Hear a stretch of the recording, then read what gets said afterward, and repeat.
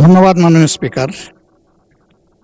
আমি সম্মান রেখেই মাননীয় চিফ হুইপের প্রতি বলতে বাধ্য হচ্ছি, 15 তারিখের অধিবেশনে পয়েন্ট অফ অর্ডারে দাঁড়িয়ে আমি অতি জনগুরুত্বপূর্ণ একটি বিষয় উত্থাপন করেছিলাম।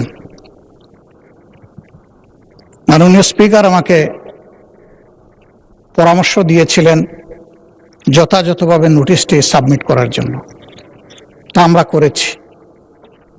আমি মহান সংসদে আপনার মাধ্যমে এই নোটিশটি উত্থাপন করলাম।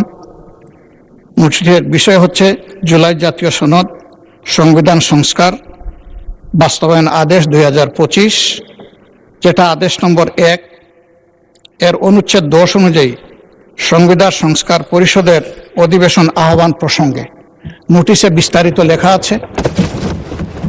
এই বিষয়টি আলোচনার জন্য উত্থাপিত হলো, আপনি আলোচনার জন্য মঞ্জুর করবেন। ধন্যবাদ মাননীয় স্পিকার। মাননীয় চিফ হুইপ। মাননীয় বিরোধী দলীয় নেতাকে অসংখ্য ধন্যবাদ।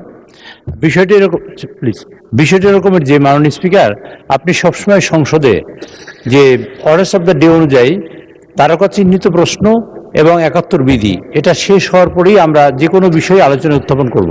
এটা মাননীয় বিরোধী দলীয় নেতা যে বিষয়ে উত্থাপন করেছেন, আপনি 71 বিধি শেষ করার পরে যদি আপনি চান, ইনশাল্লাহ তাকে সময় দিতে পারেন এবং আমরা এই বিষয়ে আলোচনা করতে পারি। ধন্যবাদ মাননীয় স্পিকার।